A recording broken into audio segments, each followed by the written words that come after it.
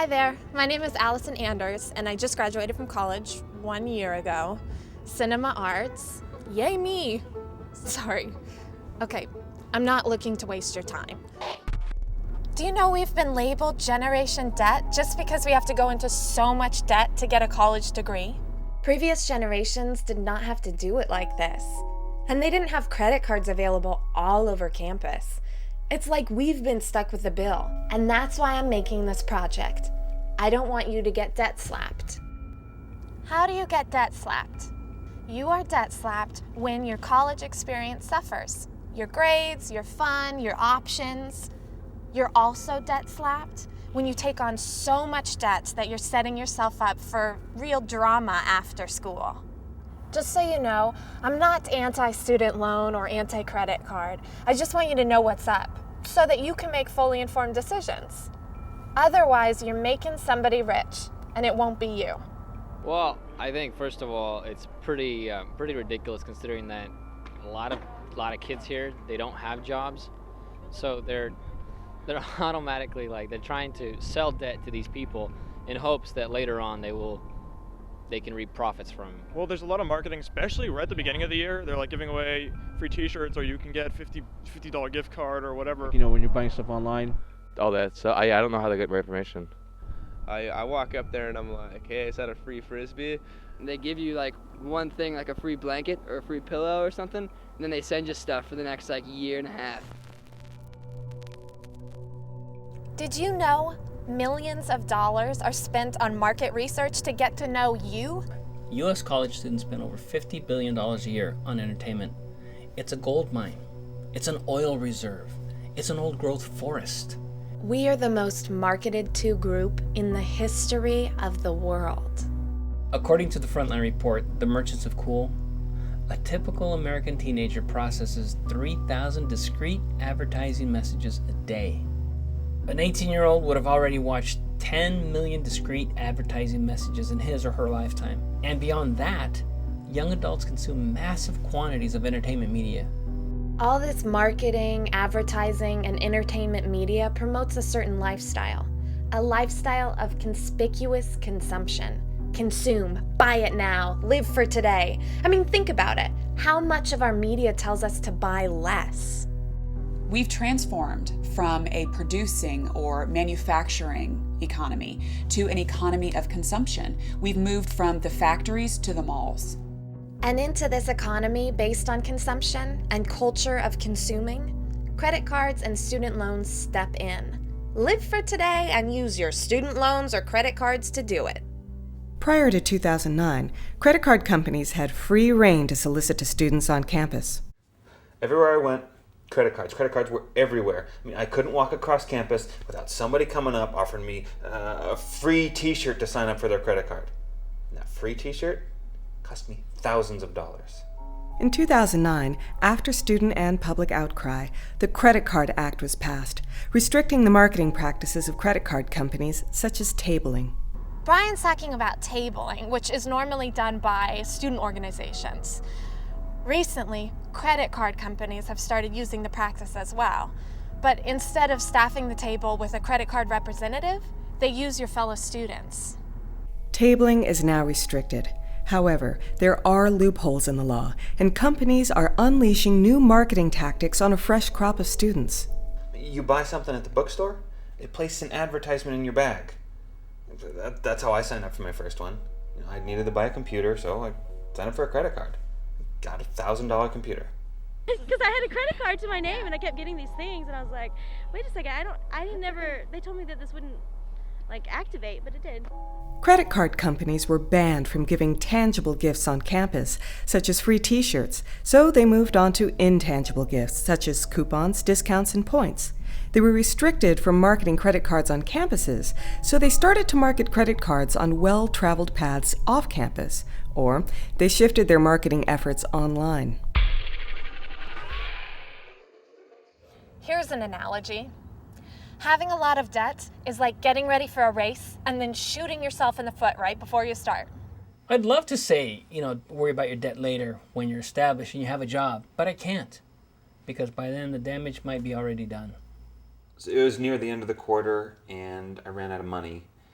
So I used my credit card, the one I got the computer with, and the debt kind of grew, and I ran out of money again. My financial aid wasn't enough, and I was overspending. I started living off my credit card, and I didn't really keep track, so I had to get another credit card to pay off the first. The students I talk to know about short-term gains turning into long-term losses. But what they don't know is that this can happen a lot sooner than expected. It is in your best interest to set your own limit. If you let them set your limit, you may get in way over your head and end up paying them a lot of money. Taking a year off, I'm living at home, working to pay it off. I hope I can do it in a year. I just think of all the people at school having fun, and I thought the credit cards let me have more fun, but here I am.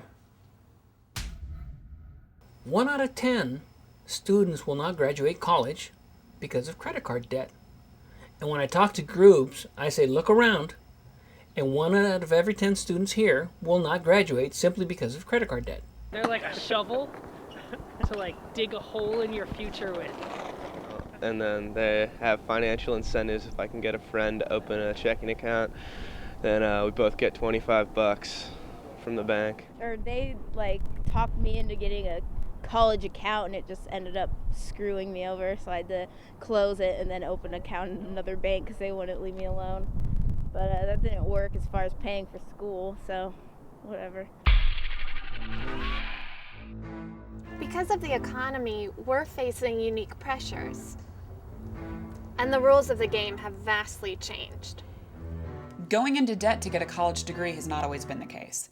In her book, Strapped, Tamara Drott wrote that in 1977, students spent $6 billion to get a college education compared to the $28 billion that students spent in 1993. By 2003, the amount of borrowing had doubled to $56 billion. And the increase cannot be explained away by higher student enrollment, though the number of students enrolled in college did grow by 44% between 1977 and 2003. The student loan volume rose by 833%. Today, students borrow more than $100 billion in federal education loans and $10 billion in private student loans each year, for a total of $110 billion. Compared to 1977, the student loan volume has now increased over 1,700%.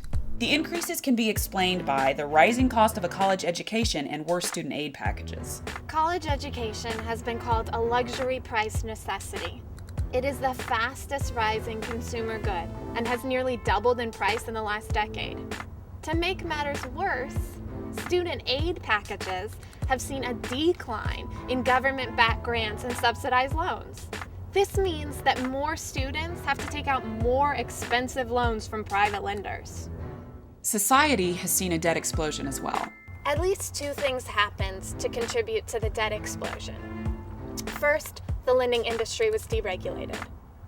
In a nutshell, some of the regulations were taken away from lenders, which unleashed more loans from larger banks with higher interest rates and fees, and eventually 5.1 billion credit card solicitations. These changes gave unprecedented profits to lenders, including the monthly profit of $2.5 billion that the credit card industry sees.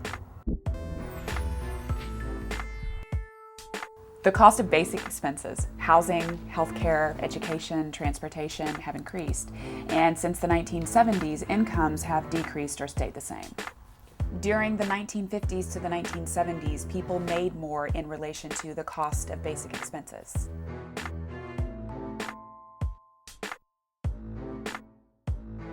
These rising costs make it easier for us to run out of money while we're in college, and also harder to pay off debt after graduation.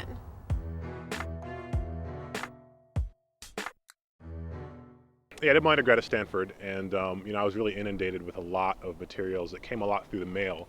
And I was kind of naive about it at the time, so I ended up signing up with one of the first credit card offers that I got. which was kind of branded with the name of the Alumni Association. So it's kind of like it must be good, right? I didn't have too many problems until later. It was really later that ended up happening. There are lots of ways to borrow money: a credit card, a loan, or financing a purchase. When you borrow money, you create debt, which you have to pay back. First, you pay back the debt, and then you pay for having borrowed the money.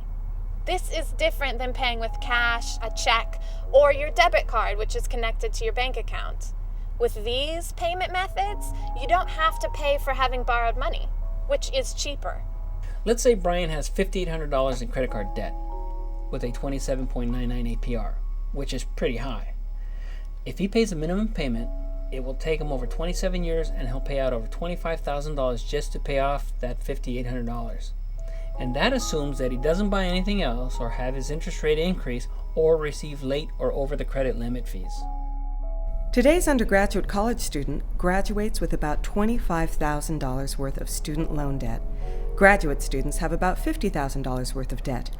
Those that go to community college accrue about $10,000 worth of debt. If you have $23,000 in federal student loan debt at 6.8% APR and you choose the 25-year repayment plan, you will pay out $47,892. I'll say that again. $23,000 in student loans, 6.8% APR, the 25-year repayment plan, you end up paying $47,892 to pay off your $23,000 loan. That's assuming your loans are through your financial aid package and are government-backed. Private student loans outside of your financial aid package can come with a higher interest rate and fees, and thereby cost you a lot more.